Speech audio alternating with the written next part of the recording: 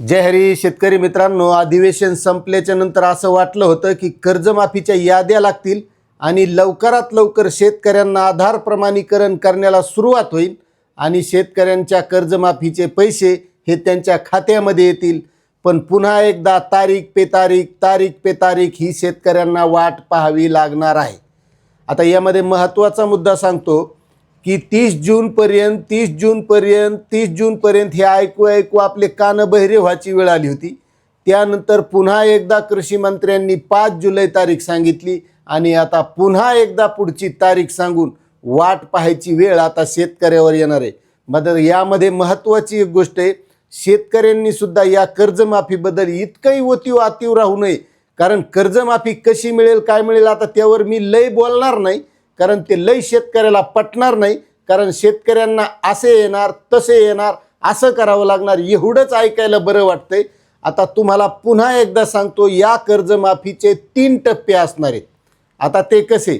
पहिल्या टप्प्यामध्ये ज्या शेतकऱ्यांचं 2 लाख रुपयाच्या आतमध्ये कर्ज आहे त्यांना अगोदर आधार प्रमाणीकरण केल्याच्या नंतर डायरेक्ट त्यांच्या खात्यामध्ये हे पैसे येणार आहेत, म्हणजे त्या शेतकऱ्यांना कर्जमाफीचा पहिला लाभ मिळणार आहे आणि त्यानंतर ते शेतकऱ्यांना पीक कर्ज मिळण्यास सुरुवात होणार आहे। आता त्याच्यानंतर दुसरा टप्पा असा असणार आहे की ज्या शेतकऱ्यांचं कर्ज हे 2 लाख रुपयाच्या वर आहे, म्हणजे त्यांना OTSच्या माध्यमातून लाभ मिळणार आहे आणि मग त्यांना आधार प्रमाणीकरण केल्याच्या नंतर लगेच काही लाभ मिळणार नाही, कारण आधार प्रमाणीकरण झाल्याच्या नंतर त्यांना तिथं पोर्टलवर सरळ दाखवणार तुमचं एवढं कर्ज आहे, तुम्हाला एवढा लाभ मिळणार आहे आणि जी 2 लाखाच्या वरची रक्कम आहे ती तुम्हाला आपल्या खात्यामध्ये भरावी लागणार।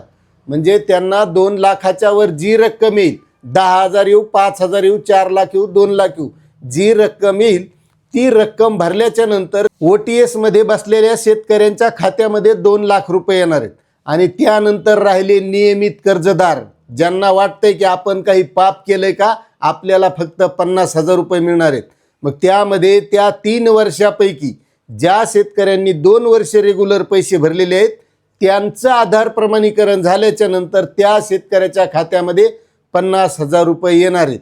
आता तारीख पे तारीखचं सांगतो तुम्हाला। आता पुन्हा एकदा काल कृषी मंत्र्यांनी सांगितलंय, तारखा अजिबात आम्ही लांबवत नाही।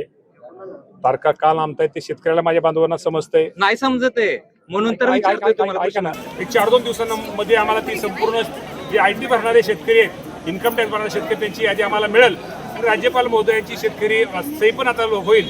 त्यामुळे शेतकरी कर्ज आणि आता फक्त आकडे चेंज होतील, त्यामुळे 4-8 दिवस थोडे उशीर लागेल की आम्ही लवकरात लवकर शेतकऱ्यांना कर्जमाफी देऊ। आम्ही सुद्धा शेतकऱ्यांची लेकरं आहोत आणि निश्चितपणे आम्ही कर्जमाफी देणार आहोत, त्यामध्ये निश्चिंत राहावं। कारण मुख्यमंत्री देवेंद्र फडणवीस आणि 2 उपमुख्यमंत्री सुनेत्राताई पवार आणि एकनाथजी शिंदे यांनी हा महत्त्वाचा मोठा निर्णय घेतलेला आहे असं त्यानं ठासून सांगितलं आणि ऑगस्ट महिना उजाडणार नाही तर 31 जुलैच्या पूर्वी आम्ही ही कर्जमाफी देऊ।